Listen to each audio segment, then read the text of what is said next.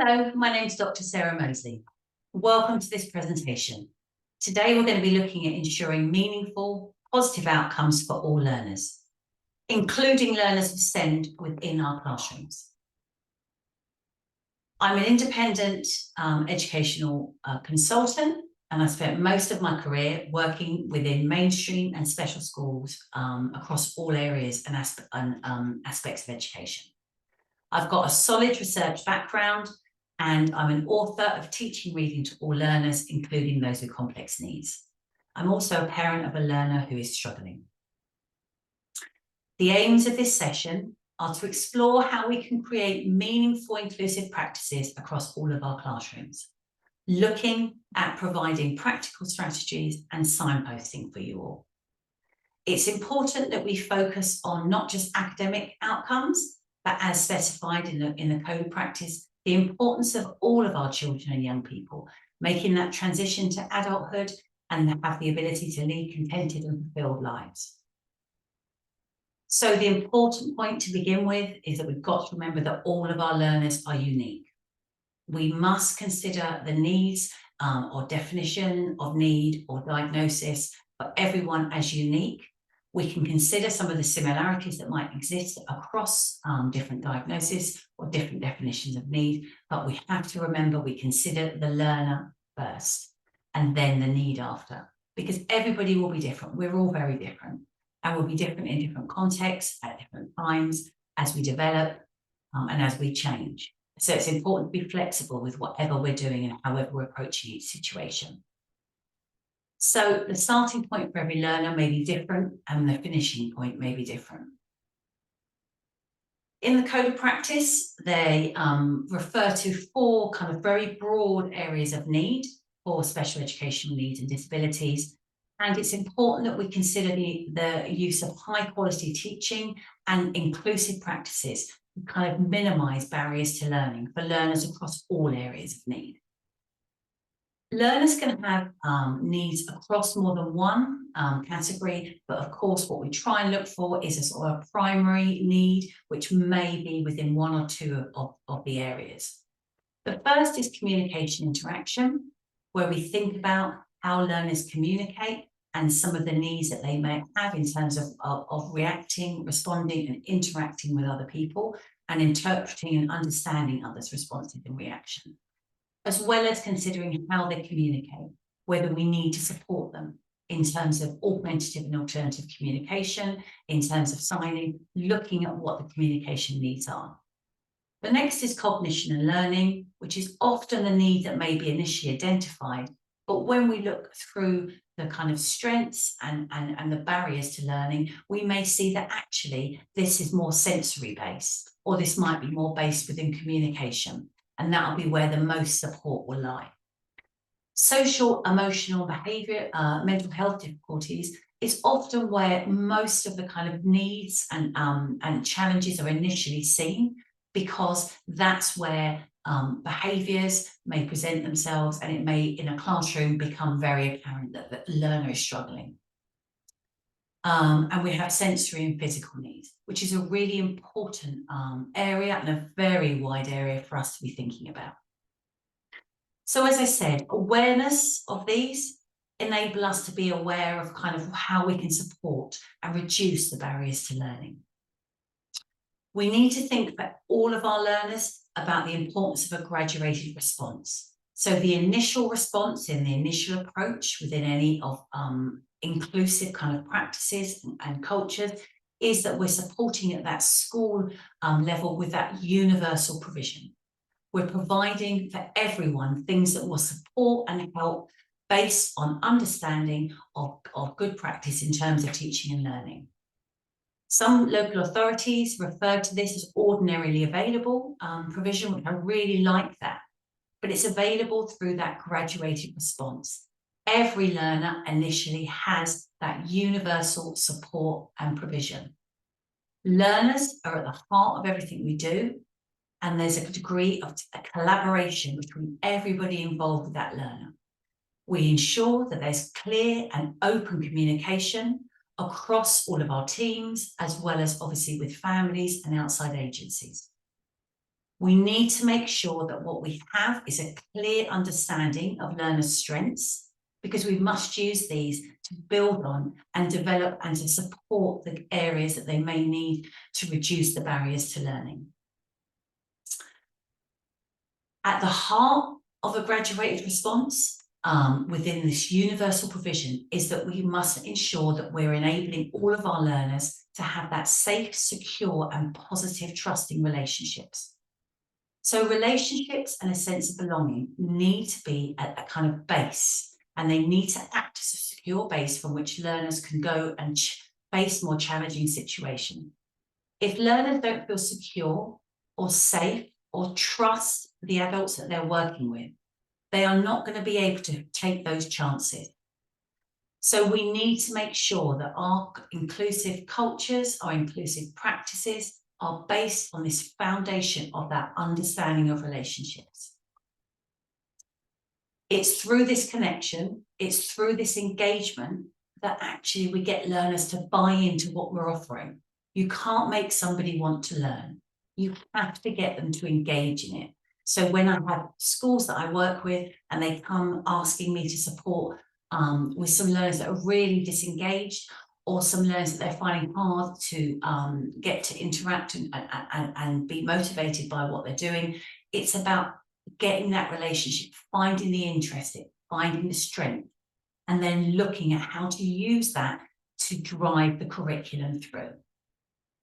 This means the change begins with us, and it means that we need to look at our environment as opposed to the learner, because we're not going to make them change. We have to make them want to change, but we also have to make them see the reason why a change would be valuable to them. And it's through that that we are able to give learners those skills for life. So this universal offer, this ordinary available provision, needs to be where we're providing inclusive approaches to teaching and learning that will benefit all learners. Recently, I was working within my Google Drive, and one of the documents that I opened had a little button on the side, and it said, would you like the document to be read to you? So it's about, actually I could choose to have that document read to me, or I could read it myself, but it's ordinarily available. That's always there. That provision is in place to support me. This means that we need all of our staff to understand what the kind of principles are of high quality teaching, of high quality provision, because it's making sure that everybody is on board, that everybody has that clarity and that understanding that we can develop that inclusive culture. So I use the term often in my training of universal design for learning, and it's fantastic within the USA. It's actually a legal requirement of the education system, is that things are ordinarily available, that this universal design for learning, accessibility for everyone, is thought about from the start. So when there's new buildings developed or new areas supported, that actually things like ramps aren't something that are maybe a temporary provision for when a learner, maybe a wheelchair user, and comes in. That buildings, they all have ramps as a matter of course. So everybody is able to access that place. So what we need to think about is, what would that look like in our classrooms? What would this ordinarily available kind of universal provision look like? One of the most important aspects to think about is that strong focus, as I said before, on those positive relationships. We've got to make sure that our classrooms are well organised, that we've got easy access, that if learners decide that they need support with this activity by using a talking Tim to support output, to support the recording of ideas, to support an understanding of what the next instruction is, those resources are available for them to use them. We need to make sure that we've got clear routines and expectations. We've got clear consistency of relationships and how we respond to students. That if I respond to you in a certain way, the next person will respond in the same way. That we all understand your need and we all understand the prime focus of what we're working on. So certain behaviours may be ignored, because actually the key is that we're focusing on developing that other aspects of behaviour where we can actually support that with positive outcomes. Some of the other things may be ignored at that point, but that's clear for all staff and for the learner as well. We've got to make sure that we plan our transition times. This is often where things fall apart. We've got to consider and think about what we do at those times. Make sure that we avoid, where possible, those unexpected transitions. And if there's an unexpected transition, we have got an emergency kind of backup plan or a strategy or an awareness of what we will all do, of the language we will use.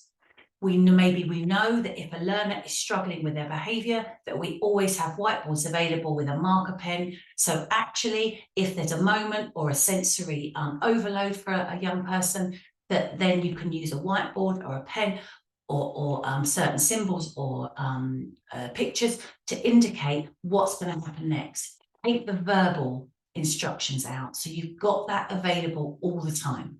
And it could be used for any learner when they may be struggling. If you haven't looked at any of the resources from Call Scotland, they've got some brilliant infographics which really break down some of this idea of UDL and accessibility and what we can do. This is one of the infographics they have talking about how do we help learners with reading difficulties. And what they're talking about is like, have you tried digital books? Have you tried audio books? Have you tried text to speech? Have you tried other ways of making formats accessible, larger print? All of these ways in to help and support learners, but we've thought about those at the start. We've thought about learners recording their ideas, about having different ways to make things accessible and to motivate. When we think about learning approaches, and this is really important, we plan from the very start, varied groupings, different seating. Maybe we use different times when there's stand-up desks, or working outside, or working in quiet corners. But we provide flexibility in our thinking for when somebody may find something too much, that we can alter the situation quite quickly.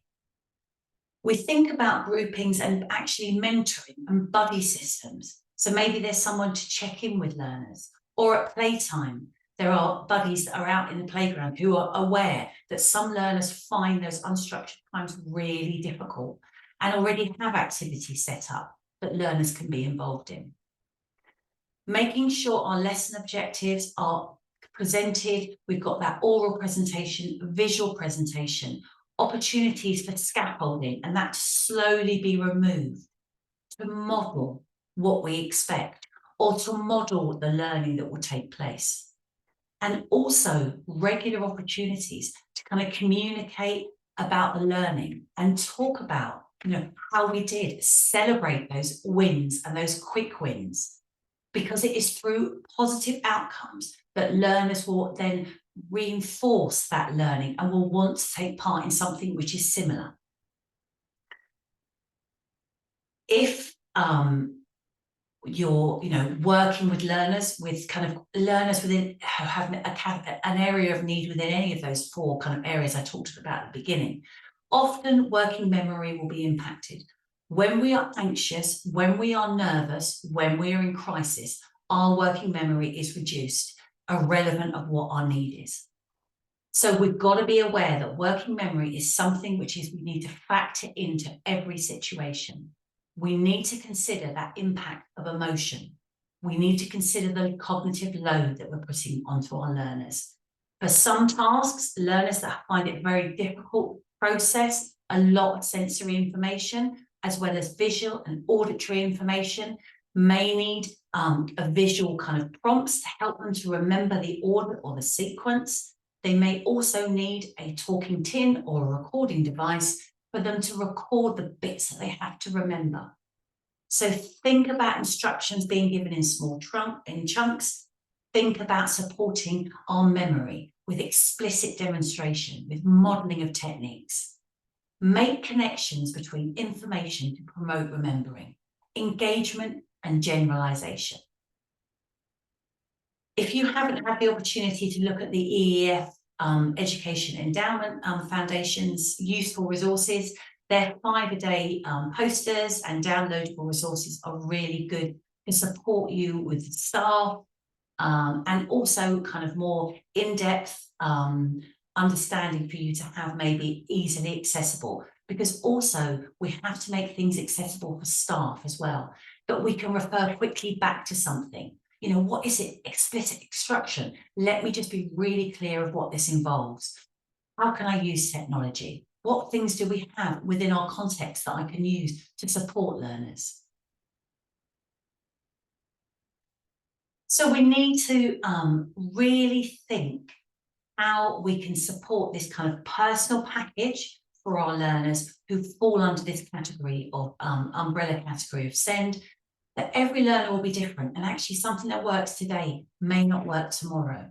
So having a tool bag of strategies, knowing that actually that universal kind of provision that we can provide before we look at a more kind of intensive support, and then more individualized support where we may use outside professionals.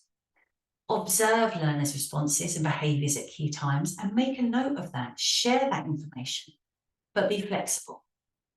Have a clear rationale for why we're doing something and make sure we share that with everybody. Bring it back to what makes a difference for the learner. If it's not making a difference to the learner, there's no point in us doing it. So get that feedback from the learner as well. Does this help? What do you find works? What do you find is important for this? What things, it's really useful and really important to make sure that the learner is part of that collaborative process. I hope you found this useful. Please do get in touch if you have any further questions. Thank you very much for listening.